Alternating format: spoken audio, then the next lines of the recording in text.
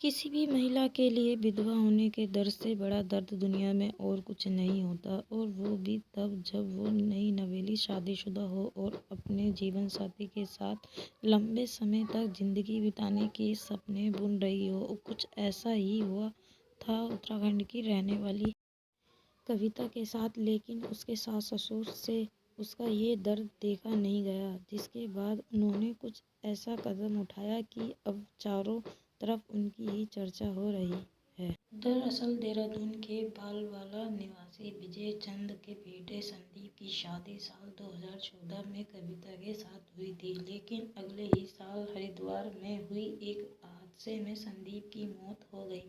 अब भरी जवानी में बेटे की अचानक हुई मौत से पूरा परिवार सदमे में चला गया।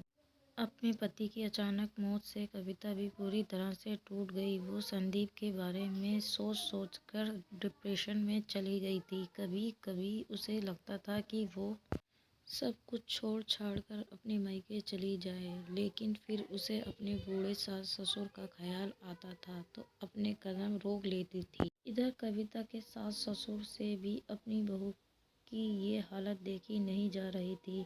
इसके बाद उन्होंने एक सराहनीय कदम उठाते हुए फैसला किया कि कविता की शादी कर दी जाए, लेकिन सबसे बड़ी दिक्कत थी कि क्या कविता दूसरी शादी करने को राजी होगी। बल्कि काफ़ी मनोबल के बाद कविता शादी करने को तैयार हो गई।